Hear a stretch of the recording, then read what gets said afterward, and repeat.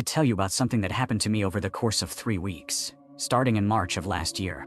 It's not dramatic. Nothing violent happened. No one broke into my house or followed me down a dark street. But by the end of it, I was genuinely terrified, and I still don't have a good explanation for what occurred. I had a checking account with First National Bank for about 8 years. Nothing special about it. Direct deposit, online transfers, the standard stuff. Then one day I decided to switch banks. The new place was offering better rates, and I was bored with my current provider, honestly. So I went into the branch on a Thursday afternoon and closed the account. The teller, a woman named Sarah, processed it fine. She asked if I wanted my last statements mailed or emailed. I said email. She confirmed my email address, the one tied to the account, and that was that. I walked out with a check for my remaining balance. 3 days later, on a Sunday evening, I got a call. The number was blocked, so I almost didn't answer. But something made me pick up. On the other end was silence for maybe 2 seconds. And then a woman's voice said, "This is First National Bank calling to confirm your appointment." I hadn't made any appointment. I told her she had the wrong person and hung up. I didn't think much about it. Wrong number. Probably a dialing error on their end. But then the calls kept coming. Not every day. Sometimes there'd be 2 days between them, sometimes 4. Always from a blocked number. Always the same woman's voice. Always the exact same message. "This is First National Bank calling to confirm your appointment." When I'd tell her I didn't have an appointment, she'd pause. And this is what got to me. This pause. She'd pause like she was reading something, and then she'd say, "Our records show you do." After the 5th call, I decided to actually go to the bank. I went to the same branch where I'd closed the account. I asked for Sarah, the teller. The manager came over instead and told me that Sarah had called in sick that day. I asked about the appointment issue. He pulled up my account, which should have been closed, and his face went strange. He told me there was no appointment listed. He also told me something else. The account I'd closed had a flag on it. A note from an employee that just said, "Customer closing, verify phone number." Just that. Nothing else. No date. No name of which employee wrote it. I asked him to remove my phone number from their system entirely. He said he would, but he looked uncomfortable doing it. Like he knew something wasn't right, but couldn't quite articulate what. The calls didn't stop. I had changed my number that week. But here's where it gets worse. 3 days after I changed my number, I got a call from an unknown number. I answered it cautiously. The same woman's voice said, "This is First National Bank calling to confirm your appointment." My new number. A number I'd only given to my employer, my parents, and my doctor. At this point, I was genuinely shaken. I called the bank's main line and demanded to speak to someone in their fraud department. I was transferred around for 40 minutes. Eventually, I got a guy who listened to my story. He told me they'd investigate, but he also told me something that made my skin go cold. He said, "Ma'am, we don't make confirmation calls. We send text messages or emails. We never call. And especially not for appointments. We don't require appointments for anything." I asked him what appointments he thought they were calling about. He didn't have an answer. The calls continued for another week. Same message. Same voice. Then they just stopped. Cold. No call for 5 days, then a full week, then 2 weeks. Eventually, I stopped waiting for the next one. But I never went back to that bank. I never tried to get any official explanation. And I'll be honest, when I get calls from numbers I don't recognize now, even on my new phone, I'm back in that moment of dread. That pause in the line. That woman's voice saying they had records of something I never agreed to. Sometimes I think about Sarah, calling in sick the day I came back. I wonder if she exists at all, or if I just remember a face from a teller window and attached it to nothing. I wonder if I actually closed my account that day, or if I'm still a customer somewhere in their system. I wonder what appointment they're calling to confirm.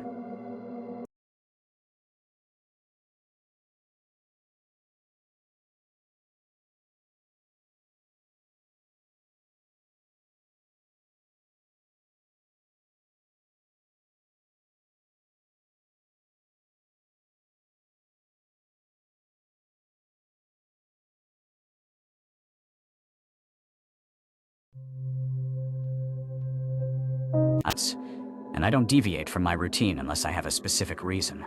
The receipt was dated the previous Friday. I checked my calendar. Friday, I was at work the entire day. I have emails to prove it. I remember because we had that meeting that ran late. So I figured maybe it was from someone else's car. Or maybe I'd gotten it mixed up with something else. I threw it away. But then 2 days later, I found another one. This time it was in my glove compartment, tucked behind my insurance documents. Same store, but this receipt was dated 3 weeks ago. I went through my credit card statements that night. Nothing. No charges from that store. Not on any of my cards. I'd paid cash, apparently. Here's where it gets strange. I didn't remember that purchase. I couldn't recall going to that store at all, and I have a pretty good memory. I remember what I buy, where I buy it, and usually the day of the week. But this receipt showed items I wouldn't normally purchase. Canned beans, a certain brand of flour, things that weren't on my usual list. I called my wife and asked if she'd used my car recently. She said she hadn't. She has her own car, and she uses it. We've been together for 8 years. I trust her. She seemed confused by the question, actually. Asked me why it mattered. I dropped it. Then I started finding them everywhere. One in the pocket of a jacket I wear maybe once a month. Another in the car door this time, the back passenger side. Another in my desk drawer at home, folded in half. All from the same store. All with cash purchases. All from dates when I know I was somewhere else. I went to the store. I don't know what I expected to find. Security footage maybe, or some kind of explanation. I talked to the manager. He looked at the receipts. He pulled up their system and checked the dates. He told me there was no record of those transactions in their system at all. He said the receipt numbers didn't match their sequence. He said they looked real, but they weren't from his store. He said he'd never seen anything like it. That's when I realized I didn't actually recognize my own handwriting on the receipts. I mean, it looked close. It looked like something I could have written. But when I really looked at it, really focused on the letter formations, it was just slightly off. The way my T's cross, the way my R's curve, it wasn't quite right. It was like someone had studied my writing for a while and got 90% of the way there, but not quite all the way. I've been finding more receipts. One every few days now. Always from the same store. Always with cash purchases. Always from dates I can't account for. Always in my handwriting that isn't quite my handwriting. And here's the thing that keeps me up at night. I haven't lost my car. I haven't been in any kind of state where I couldn't remember what I did. I'm present for my life. I know where I am and what I'm doing. But someone, or something, is going to that store with my car. Buying things with my money I somehow don't have. Writing receipts in something close enough to my hand that I almost believe them. Last week I found 4 receipts in a single day. All from different areas of my car. All different dates. The handwriting is getting better, actually. More accurate. More me. I haven't driven my car anywhere I don't absolutely have to go.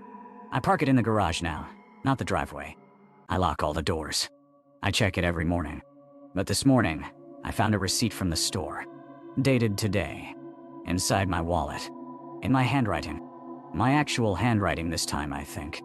Or close enough that I can't tell the difference anymore. I wasn't even awake when that receipt got there.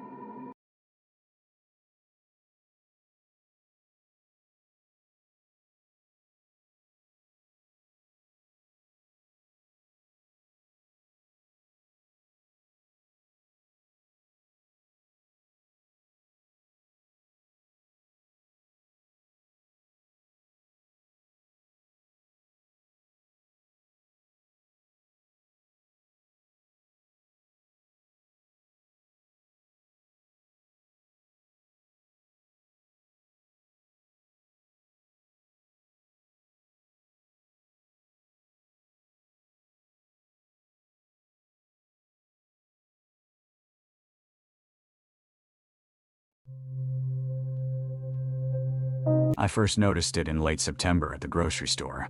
I was reaching for cereal on the third aisle when I felt that particular weight of being watched. You know the feeling. That pull on the back of your neck. I turned around, and there was a woman maybe 60 feet away, near the produce section. She was looking directly at me. Not glancing. Looking. The moment our eyes met, she looked down at an apple in her hand like she'd been examining it the whole time. It seemed like nothing. It probably was nothing. I saw her again 3 days later at the pharmacy. I was standing in the pickup line, waiting for a prescription refill. I wasn't thinking about much, just mentally running through my evening plans. As I turned to check the clock on the wall, I caught movement in my peripheral vision. The same woman was turning away from me.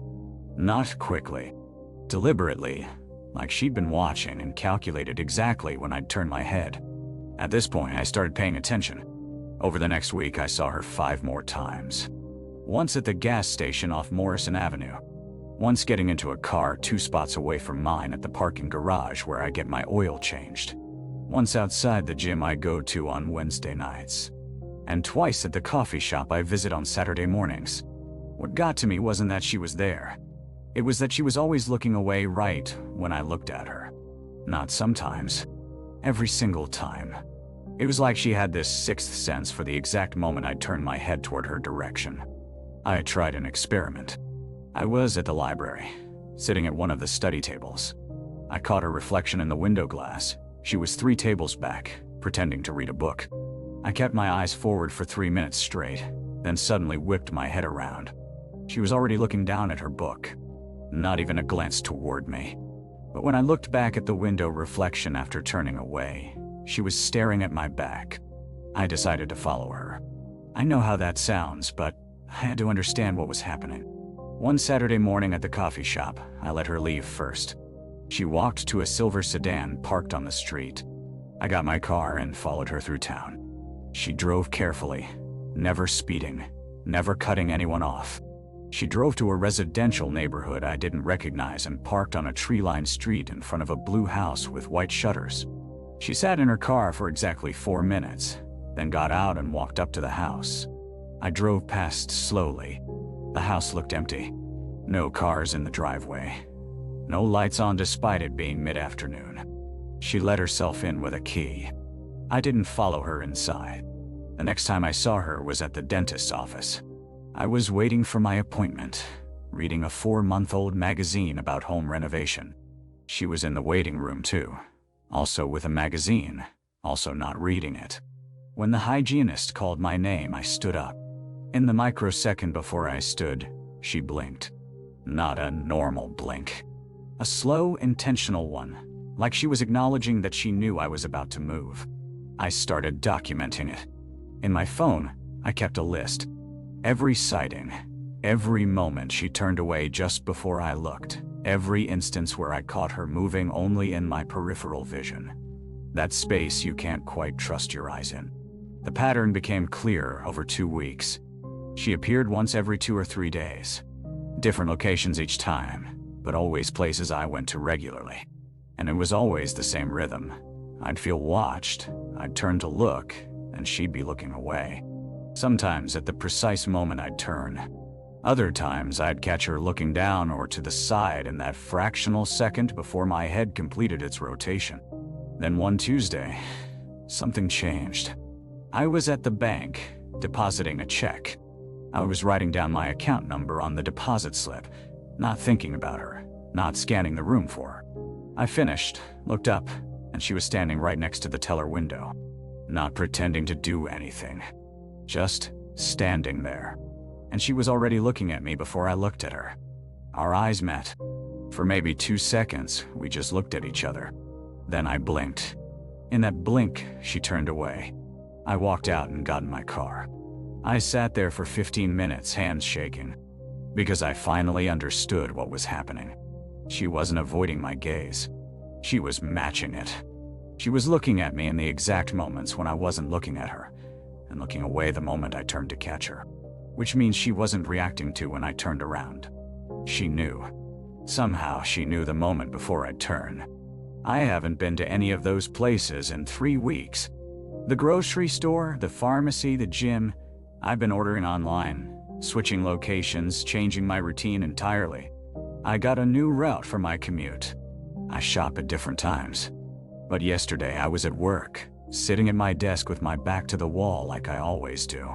I was focused on my computer, not thinking about anything except the spreadsheet in front of me. And I felt it. That presence. I didn't turn around immediately. I sat very still for what felt like forever. Then, without looking, I slowly rolled my chair to the right. The second my chair moved, I heard the sound of someone stepping backward. I turned around and the hallway was empty, but the woman's shadow had just disappeared around the corner. I quit my job this morning. I'm moving next month. I'm not sure where yet, but somewhere far from here. Somewhere she hasn't learned my routines. Because I finally understand what terrifies me most. It's not that she's watching me. It's that she knows what I'm going to do before I do it. I need to tell you about something that started happening to me about 4 months ago, and I still don't have a good explanation for it. I'm not exaggerating when I say it's made me question everything I thought I understood about how time works. It started small. I was at work. I'm an accountant, nothing dramatic. And my coworker Marcus asked me how my dentist appointment went. I told him I didn't have one scheduled. He looked confused and said, "You were talking about it yesterday. You said you had to reschedule because the office lost your file." I brushed it off. People misremember conversations all the time. But then I went home and found a business card on my kitchen counter. Riverside Dental Associates. There was a note in my handwriting on the back that said 10:30 a.m. Dr. Patel, file lost twice now. I have no memory of writing that. No memory of any conversation with him. But the handwriting was definitely mine. I checked my calendar. Nothing there. The next morning, I woke up and immediately remembered going to that dentist appointment. Not like remembering a dream. It was a full memory. Dr. Patel was a middle-aged woman with reading glasses. The waiting room had beige walls. There was a man ahead of me who kept coughing. I remember sitting in the chair. Remember her telling me my records had been misplaced twice in their system. Remember her saying it was unusual. The whole thing felt completely real. Except I hadn't gone anywhere yesterday. I'd stayed home. I'd ordered pizza and watched television and gone to bed at 11. I sat on my bed for probably 20 minutes just thinking about it. Then I called my mom. I asked her what I had done yesterday. She said I'd texted her around 6 that I was heading to the dentist. I told her I hadn't done that. We went back and forth until she got frustrated and hung up on me. That's when I really started paying attention. Over the next week, I realized it was happening every day. Every morning, I'd have memories of entire days I never lived. Full days with conversations and experiences and details that felt exactly as real as actual memories. But they never matched up with what I'd actually done. I'd remember having lunch with a friend named Sarah at a Thai restaurant downtown. The memory included her telling me about her daughter's soccer tournament. When I called Sarah, she asked if I was okay. She said she hadn't seen me in almost a year, and she didn't have a daughter. I started keeping a journal. Every morning, before I did anything else, I'd write down everything I remembered from yesterday. Then I'd note what I'd actually done. The discrepancies were always precise and specific. One day, I remembered having a conversation with my boss about a promotion. He was offering me a position in the Denver office. I remember him saying it started in September. I remember my exact response. But my boss had no memory of that conversation. He said promotion openings didn't happen until next quarter, and Denver wasn't even getting any transfers. The worst part was that nobody else noticed anything wrong. People would ask me about things I'd done in these false memories. My dentist office called to confirm a follow-up appointment I didn't remember making. A restaurant where I'd allegedly made a reservation under my name. I had no memory of calling, but the reservation was there. I started seeing a doctor. He ran blood tests. Everything came back normal. He referred me to a neurologist. The neurologist asked all the right questions and seemed genuinely baffled. MRE came back clean. No tumors, no abnormalities, no lesions. He suggested I might be having false memory incidents, but he couldn't explain why they were so vivid or why they happened every single day. By week 3, I was barely sleeping. I was terrified of going to bed because I knew when I woke up, I'd have a full day of memories that never happened. Memories of conversations I needed to keep straight with people. Memories of commitments that didn't exist. One morning, I remembered getting a phone call from a hospital saying my father had been admitted with chest pains. I drove to the hospital in a panic. My father was fine at home, confused about why I was calling him from the hospital parking lot. I started recording everything. I'd record voice memos every evening before bed, describing what I'd actually done that day. Then in the morning, before anything else, I'd listen to them. But even seeing the evidence didn't make the false memories feel less real. They just coexisted. I had 2 sets of memories for every single day, and my brain treated them with equal weight. My girlfriend left me about 6 weeks into this. She said I was either lying to her about where I was going, or I was having a serious mental health crisis, and either way, she couldn't deal with it. She was right to leave. I'd remember having dates with her that never happened. I had referenced conversations she said never occurred. The part that really gets to me is this. I started wondering if maybe these false memories are the real ones. Maybe I'm living the false life and the memories are showing me what's actually happening. I know that doesn't make logical sense, but when you wake up every morning with crystal clear memories of an entire day you didn't live, logic starts to feel optional. It's still happening. Every day. I've stopped trying to explain it to people. I've stopped going to doctors. I keep my journal. I write down what actually happened. And every morning, I remember a life I didn't live. The thing I can't shake is wondering, if I have these memories every day, and they're all detailed and specific and consistent, and only I know whether they're real or not, how would I actually know the difference?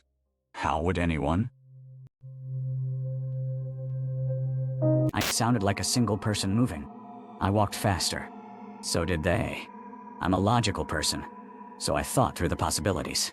It was probably someone else who happened to have a similar gait. A coincidence. But it didn't feel like a coincidence. It felt deliberate. When I got to my apartment building, I stopped on the stoop and turned around. Still nothing. No one on the street. But the footsteps had stopped the moment I stopped. Not fading away. Just off. I didn't sleep well that night. I told myself it was nothing. I'd probably imagined the matching rhythm. The brain is good at finding patterns that aren't there. The next night I left work later. It was closer to 10 p.m. when I started my walk home. Different time, right?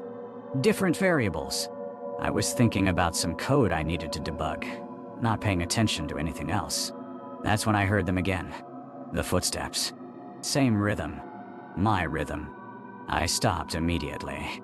They stopped. I listened to the silence for about 10 seconds, and then I did something I'm not proud of. I started running. I made it to my building in about 90 seconds.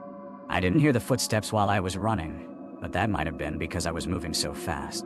When I got inside and locked the door, I leaned against it for maybe 5 minutes, just trying to slow my breathing. I told myself I was being irrational. I told myself I was stressed. I told myself a lot of things. The problem is that over the next 2 weeks it happened every single night. Not sometimes. Every night. And I started paying very close attention. The footsteps always matched mine. Not approximately. Exactly. When I walked slowly, they walked slowly. When I walked quickly, they walked quickly. When I stopped, they stopped. And here's the part that I still can't explain. I never once saw anyone. Not a shadow. Not a shape. Nothing. But they were there. On the 14th night, I decided to do something different. I stopped in the middle of the street and turned around slowly. I looked up and down the block. Completely empty. The footsteps had stopped when I stopped, like always. "I know you're there," I said. I felt stupid saying it. "Who are you?" Nothing. No response. No movement. Just the wind in the trees and the distant sound of traffic from the main road. I waited there for 2 full minutes. The footsteps didn't resume. So I started walking again. They started walking again. That's when it occurred to me. What if they weren't following me? What if they were leading me? I'd been assuming they were behind me, based on the sound. But I'd never confirmed that. I'd never actually seen them. The sound came from behind, yes, but sounds move in weird ways in neighborhoods. They bounce off buildings. They echo. The next night, I tried an experiment. I walked my usual route, but when I got to my building, instead of going inside, I kept walking. I walked an extra block. 2 extra blocks. The footsteps stayed with me. Same rhythm. Same pace. Matching everything. I walked for nearly 3 miles that night. The neighborhood changed. I went through areas I don't usually go, past the commercial district, along a road with fewer streetlights, and the footsteps never wavered, never sped up, never slowed down, never did anything except match exactly what I was doing. When I finally turned around and walked back home, they matched my walk back too. They didn't get ahead of me. They didn't try anything. They just stayed in sync. I decided to call a doctor. I thought maybe something was wrong with me. Auditory hallucinations or something. He ran tests. Everything came back normal. I described the footsteps to him, the matching rhythm, the fact that I could never see anyone. He asked if I was under stress. I said yes, actually, because I am now. The strange part happened on day 21. I was walking home, and, like always, I heard the footsteps start about 2 blocks from my apartment. I stopped. They stopped. But this time, I heard something else. A breath. Not heavy, not threatening, just a breath. Like someone exhaling slowly. It came from directly behind me, close enough that I should have been able to turn and see them. I turned anyway. No one there, but I heard the breath again while I was turning. It moved. It stayed behind me. It moved as I moved, like it was attached to my blind spot. I walked home that night very slowly. I could hear the breathing the entire way, in rhythm with my footsteps, in rhythm with my limp. Last week, I had a coworker come over for dinner. I wanted to see if someone else could hear it. We walked from the train station together, and when we got to my street, I asked him, "Do you notice anything unusual?" He looked at me like I was strange. He said, "Like what?" "The sound, the footsteps." He stopped. He listened. He said, "I only hear you walking." I asked if he heard anything else, anything behind us. He said no, just me, just the sound of my feet on the pavement. He couldn't hear the other footsteps. That night, after he left, I stood in my apartment for a long time. I didn't go out. I didn't have to, because I realized something that I'm still trying to process. I haven't heard the footsteps inside my apartment. They only start when I leave. They only happen when I'm walking. What if they're not following me? What if there's something else?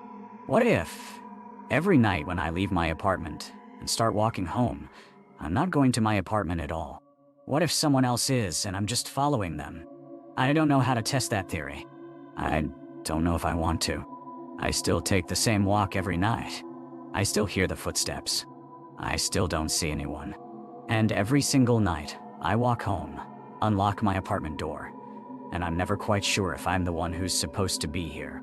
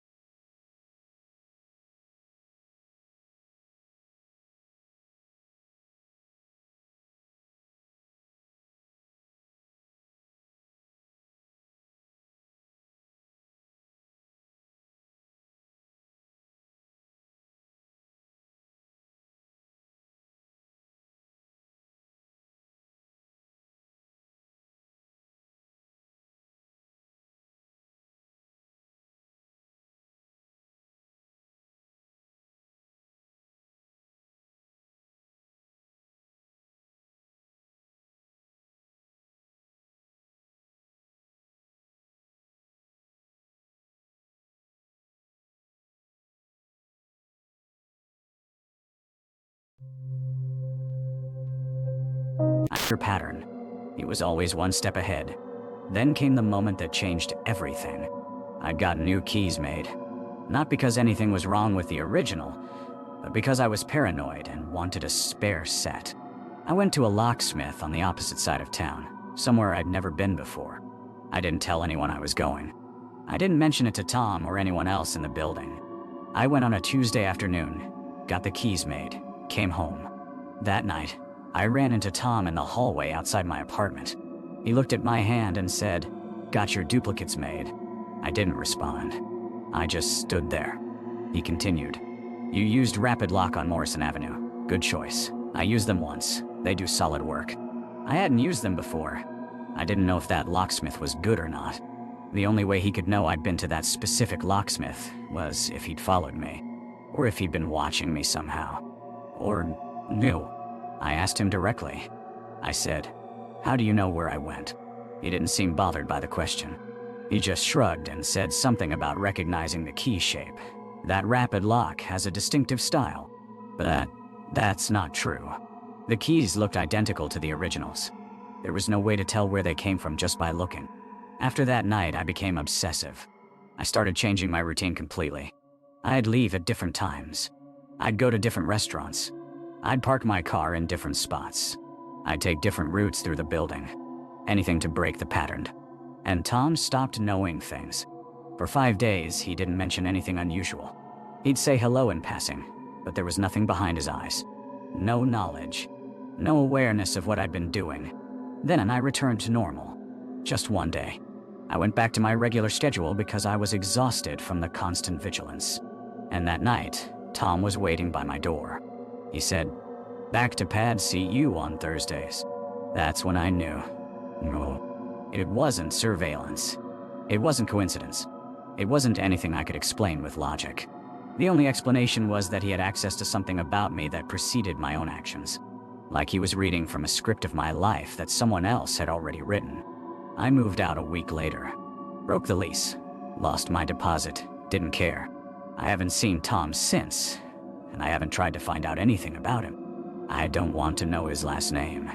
I don't want to know how long he's been in that building or who else lived there before me. But I'll tell you what keeps me awake. On my last night there, I found an extra key on my nightstand. Just one. It had a small scratch on the bow. Identical to the original the landlord gave me. I have no idea how it got there. I've never gone back to that building, and I've never made another spare key since.